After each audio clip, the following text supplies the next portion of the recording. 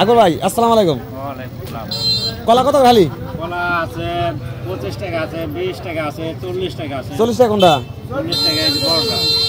এই সাগর কলা। সাগর কলা 20 টাকা। সাগর কলা 20 টাকা আর এটা কলা 30 টাকা। সবরি কলা 30 টাকা, সাগর কলা 40 টাকা।